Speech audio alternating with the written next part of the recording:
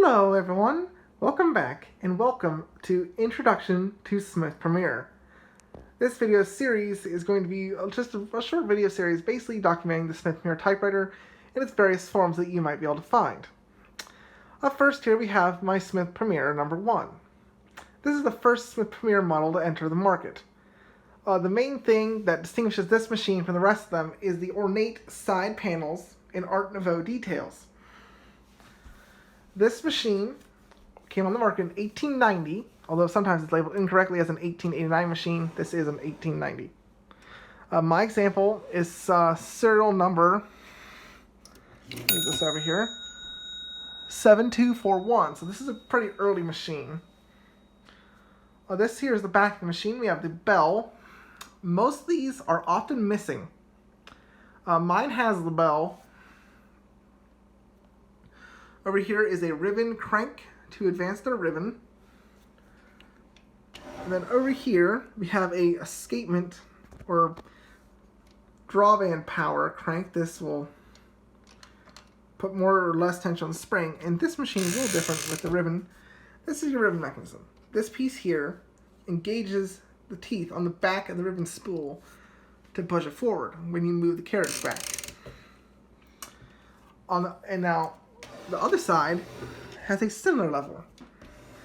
You put the one, you can only have one on each time. So, say I want the ribbon to go the way it's going now, I leave that one off. But when the ribbon gets down to the end, I will put this one in place and move the other one out of the way. Another thing about this machine is there are no knobs. This machine has no plat knobs of any sort.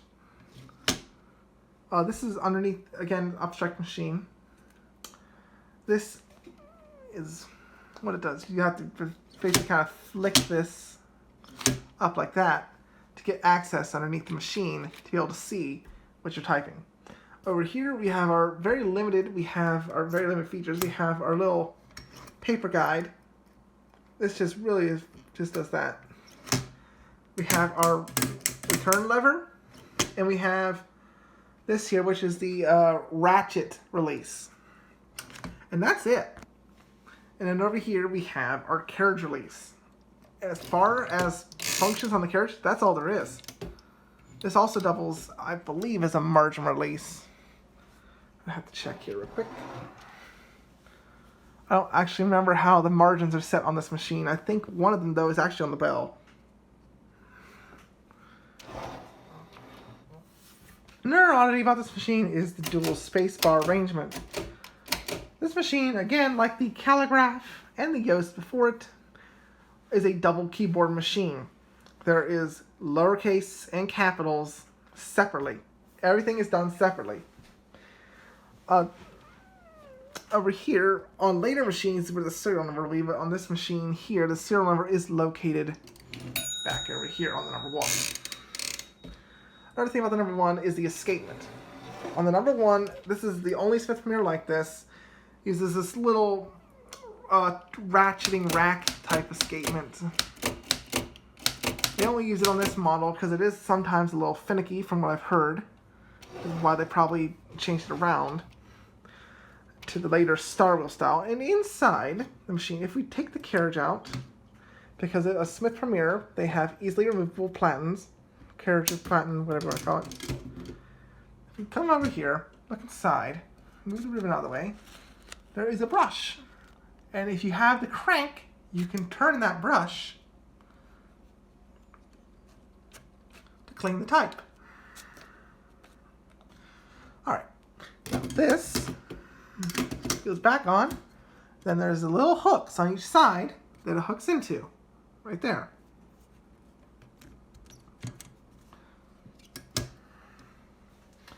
Alright, time for a short typing demonstration of the Smith Premiere number 1.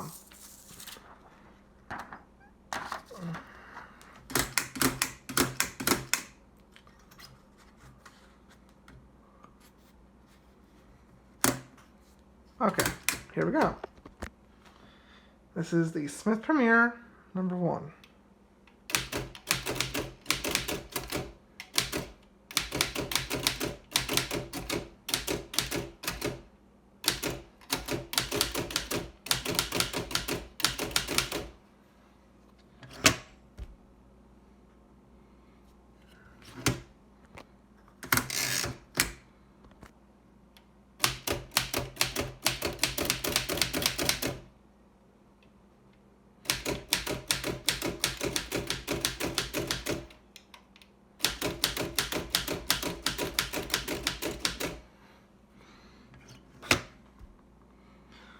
Alright, next up is the Smith Premier number 2.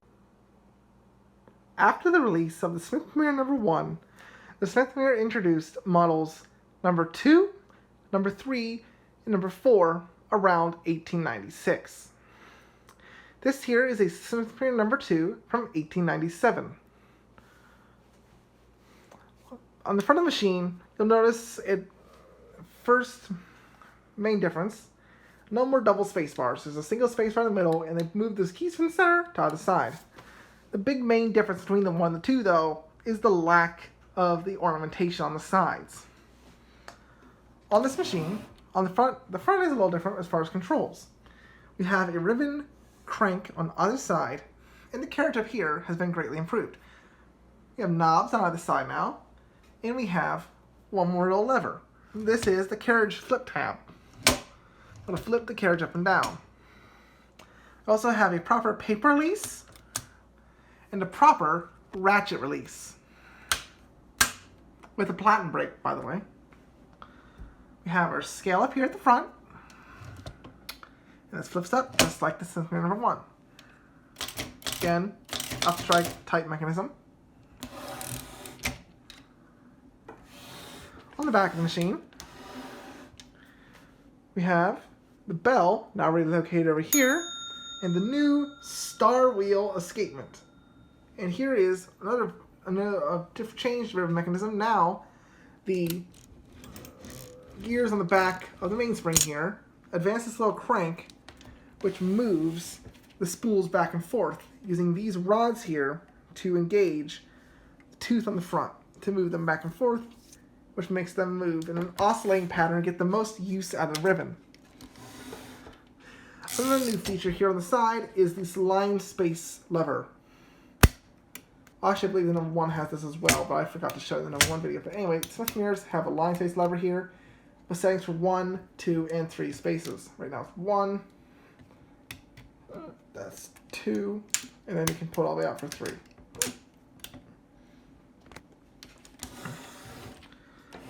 On the side over here now, the mainspring winder has been moved over here to the rear pillar, and there is now a conveniently located ribbon reverse tool right here. It is, however, not a automatic ribbon reverse machine. Or actually it might. I can't remember. I think it actually does. It might do automatic ribbon reverse. Anyway, now it's time. Let's get a little short typing sample demonstration of the Smith Premier number 2. We've already seen the number 1. This is the number 2.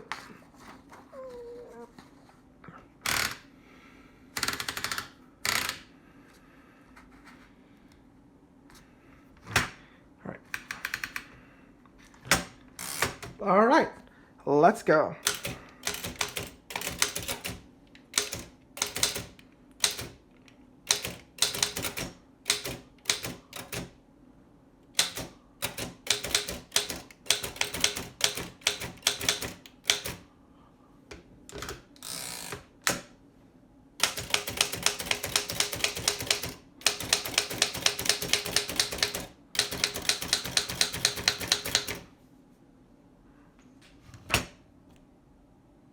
And there you have it, the Smith Premier number 2. Next up is a bit of an oddity in the Smith Premier lineup, as not many were made. The next machine I'm going to be showing you is the Smith Premier number 3 wide carriage machine. These are very, very, very rare, and I know of only a handful in the hands of collectors. Unlike the Smith Premier 2 here, which has made a number well over 100,000 of them. I'll be right back. Just one moment. This is my Smith Premier number 3. Unfortunately, this machine right now is barely working, so we're not going to be able to get a type sample off of it. As you see, if you do hit the keys, stuff does happen. This one is still being restored. But as you can see, it's quite the wide carriage. This is a 14-inch carriage on this machine, and this is why it is much rarer. It's a wide carriage machine made in limited numbers versus, say, the number 2 and the number 4. If you find one of these, consider yourself quite lucky, as they are quite hard to find. As you can see down here, this is the number 3. Usually it says number 2 and number 4 down there on most of the Smith Premiers you find, but this one here is number 3. I know of about 4 or 5 of them in private collections. This is one of the worst examples. It's got a broken type basket part, and I'm going to probably have to do some wizardry to get that thing to work. But eventually I'm going to get it working. Until then, it's just going to sit nice on a shelf, but eventually it will be fully working, just like every other machine in the collection. Next up is the Smith Premier number 4. And this, finally, is the Smith Premier number 4. This machine is the other of the 2 common Smith Premiers, the 2 and the 4. Both are made into the numbers over 100,000. This particular machine is actually kind of interesting because if we look over here, it has scientific symbols. Maybe someone's using it at a university or maybe a chemistry lab, because you got the degree symbols in the plus and equal sign, so you can make all the math characters. And then we have ounce, gram, and scruple key. Ounce, dram, and scruple keys. I'm not actually sure which order those are in, but we have those over there. This machine is functionally identical to the number 2, and only differences is the number of keys.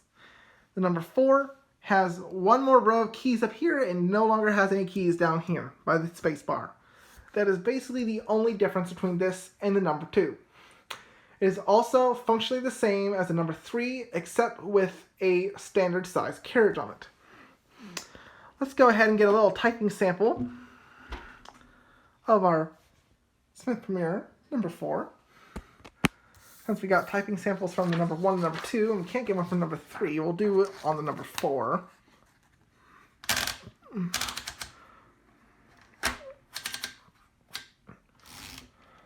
This is, again, a nice machine.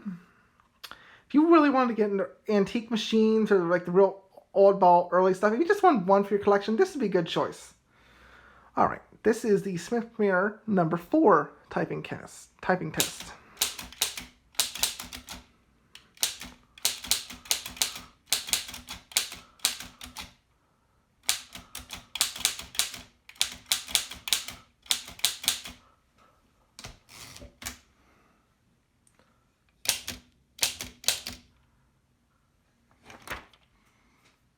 As you can see, we've got those special symbols there on the keyboard.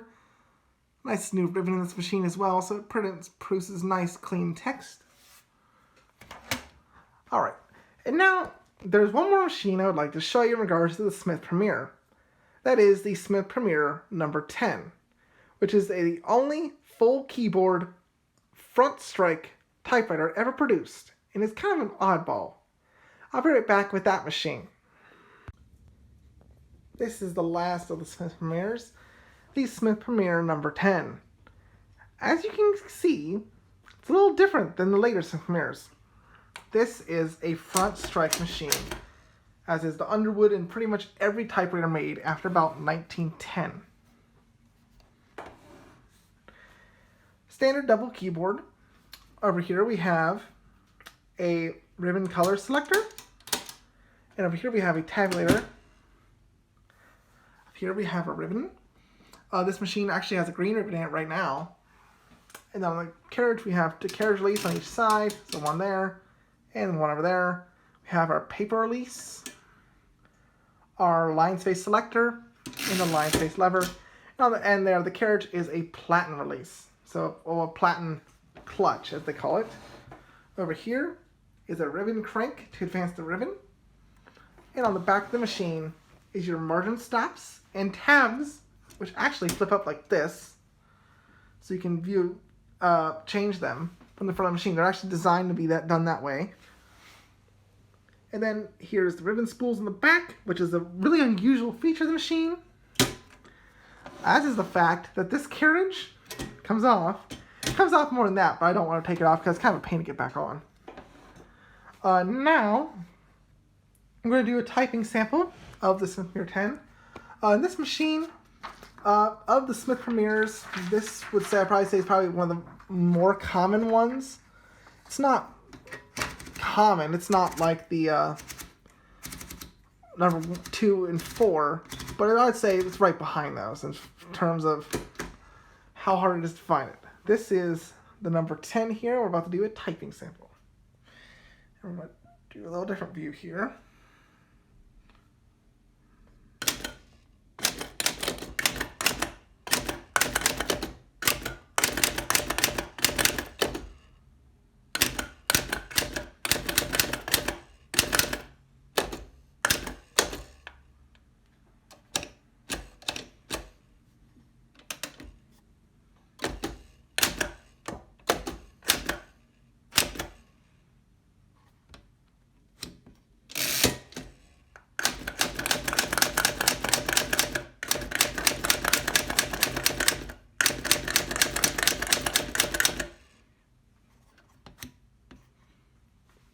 Alright, thank you for watching the Smith Premier video series.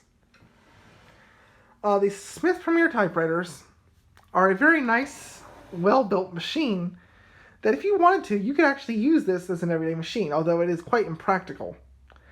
If I was a new collector, new to the antique side of the typewriter collecting community, one of the first machines I would want to seek out would be a Smith Premier number 2 or number 4. As they are a relatively easy to find and affordable machine that has both a upstrike mechanism and a double keyboard, so it is something a little different than, say, your average Underwood 5 or something of that manner. This is one of the machines in that sort of category of beginner early machines. The Smith Premier 10 or the 2 or the 4 would fall in that category. The number 1 and the number 3, those are definitely more advanced collector machines, as they are a lot harder to find. However, if you find one at a good price, I wouldn't hesitate to purchase it. I hope you really enjoyed this series, really getting more into detail on these really early machines. There's not a lot of videos out there on them, and I really would like to reach pretty much anyone in the typewriter community that has an interest in typewriters. That's my main goal with this new video series I'm doing. But really, I just would like to just show the unique designs and different manner in which all these different early machines operate, as they're so varied and wild and wonderful in the world of early typewriters. Because typewriter designs really just all consolidated into the 4-row front strike machine after the Underwood came on the market. It's interesting to take a look back at all these weird machines that were made before that time. Thank you, and thanks for watching. Have a good day.